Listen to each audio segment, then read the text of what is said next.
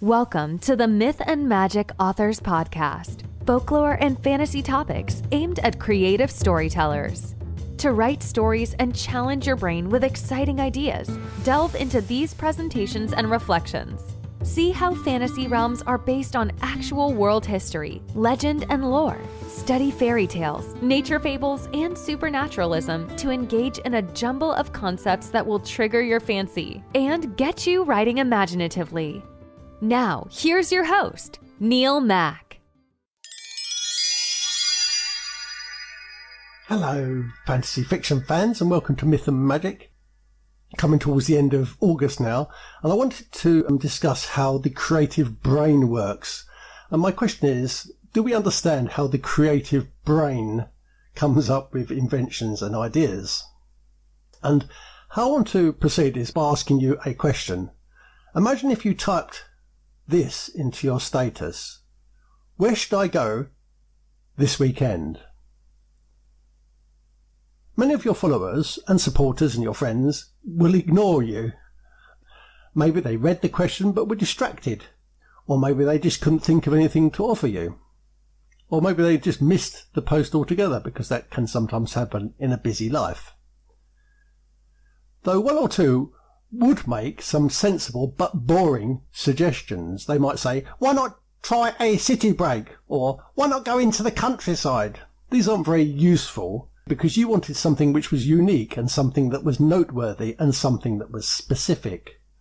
And of course, then you always get a friend who says something random like, cheese! Where should I go this weekend? Cheese! And that's because this friend is a little bit impulsive. He's a little bit hit and miss and likes to be seen as the ironic or the amusing one. Then you'll get the friends who offer soppy platitudes such as, wherever you go, you'll be where you're at. Or, we take the world with us on our shoulders wherever we may go. Yawn. Some might try to make a moral stand. They might say something like, think about our planet and stay home, go green. Or, stay home and do your urgent repairs, it's winter soon. Luckily, some of your friends will offer some actionable suggestions, and one or two of these will be really desirable. I like to think of these suggestions as the ones that tickle your fancy. Of course, even those latter type of suggestions, the exciting ones, will require more work and more research and more time to think about. For example, what if they recommended the Faroe Islands and added, they are pleasant at this time of the year. We had a great weekend last time we went. Well, you'll want to post a few new questions about this. Where exactly are the Faroe Islands? Can I get there in a weekend? Won't the cost of travel be prohibitive? What currency do they use? And what weather should I expect? This is also the way that a creative brain works. Now, I'm no biologist, believe me, and my CSE grade 4 bears witness to that truth. But my imperfect understanding of brain activity is that it's made possible by the interconnections of neurons and their release of neurotransmitters in response to nerve impulses. Well, lots of big words there. I don't pretend to know what nerve impulses are or how they work, but I can tell you my own interpretation, and that is that they are cell-to-cell communication, flashes of advice and potential that is exchanged between neighbours. And that's why I think that the brain, your brain, works like a social network. You will of course know that your brain receives and interprets information to process ideas. You'll also know your brain acquires perception from your senses: sight, smell, hearing and taste. So you need to provide stimulants to energize your brain activity. Your brain also receives information about touch and pressure, pain, vibration and temperature. All these sense collections will help it develop psychological feelings so it can appraise, express and provide responses. Your brain holds the information that it collects in a working memory, much like your computer does, unless of course it crashes halfway through a job. And your brain can switch between tasks and even work on multiple concepts at the same time, although these activities will push the limits of your memory board.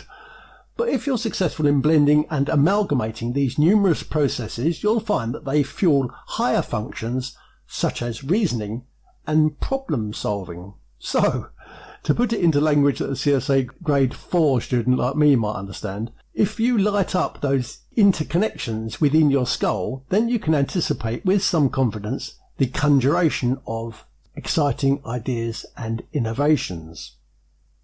So to recap, you'll need to receive information, you'll need to interpret that information, you'll need to energize your senses, and you need to develop psychological feelings about the information.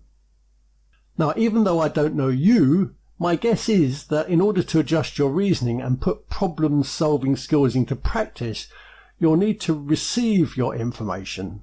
In other words, ask for it, like you did with the question about what should I do this weekend, or claim it, or discover it, or uncover it. And then you'll need to interpret that information, and you'll do that by using experimentation, testing, sampling, and review. And after the review process, you'll need to intensify your senses about that information, but you'll need to pivot your central responses so they work on the task at hand and don't get distracted by something else. And finally, and perhaps most ambitiously of all, you'll need to develop some mental images to gain helpful emotion-related responses. If all that sounds very challenging, don't worry, because I'm going to do some brain exercises over the next few weeks, which I think will take you through these processes a little bit at a time. So good luck with those. And this week I'm also going to talk about what we learn from Tolkien and the mystery of the corn doll. But in the meantime, good luck with your creative brain activity.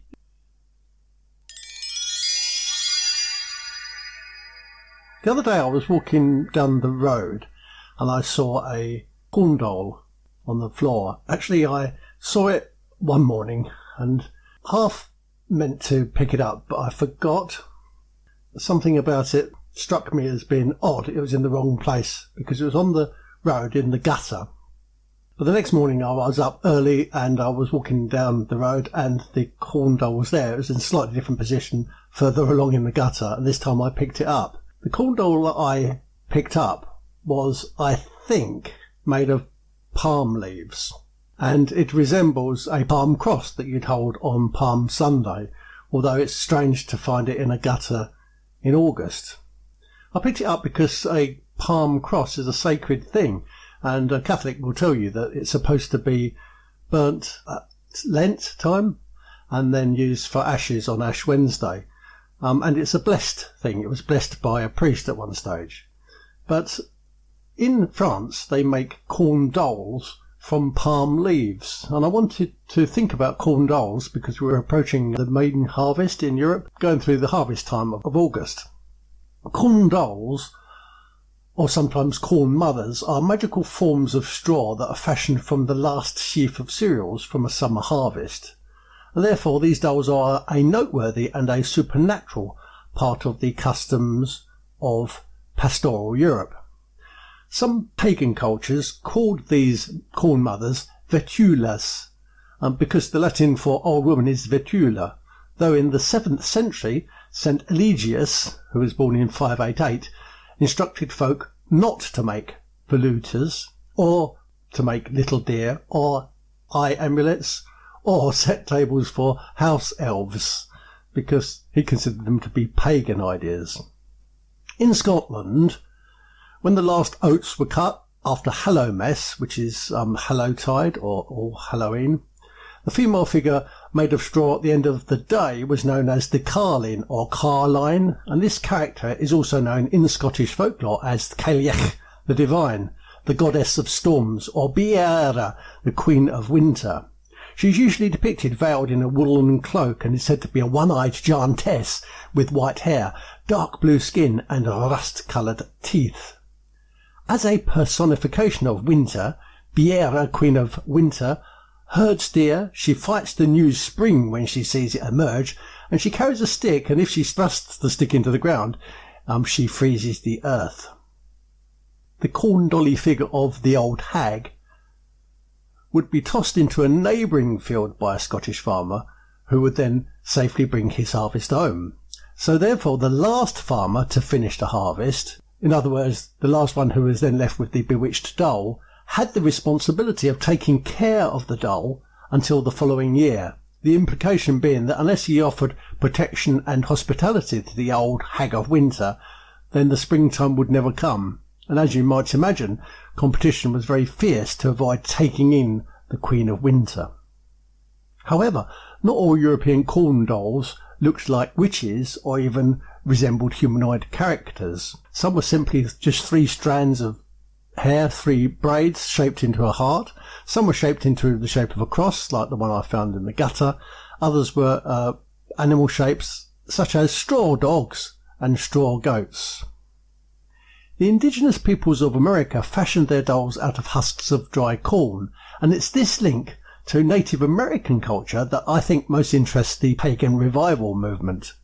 Although it's best to remember and understand that the corn husk dolls that we're used to, those American corn husk dolls we see, were used by European pilgrim settlers, in other words Christians, in their Lammas celebrations.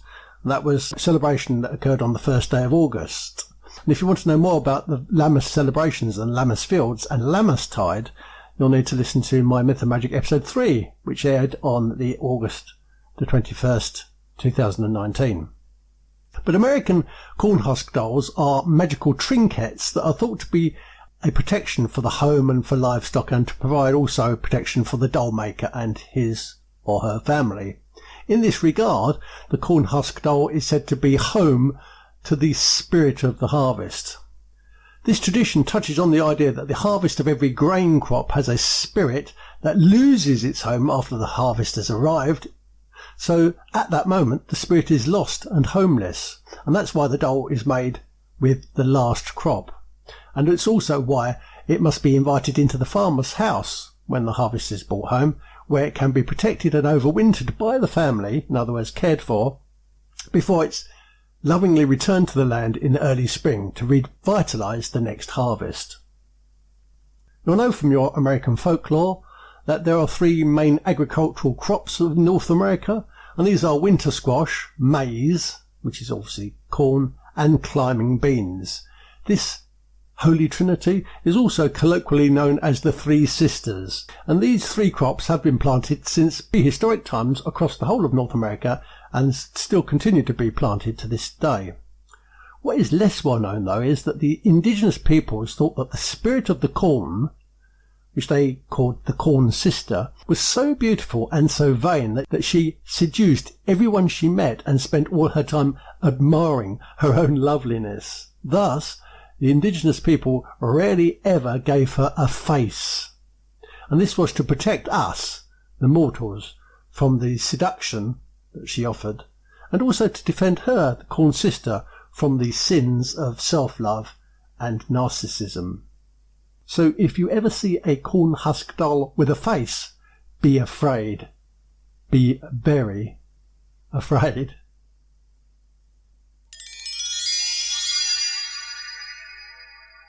What we learn from Tolkien, the indispensable building blocks of epic fantasy.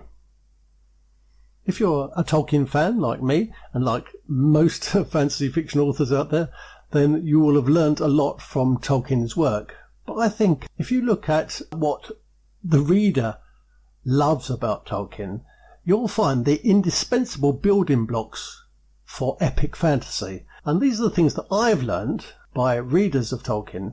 This is what I've learnt are the building blocks. First, your descriptive ingredients should paint a picture in the mind of the reader. And next, the general structure of a story should be episodic. And the language in your fiction should be fun and inventive.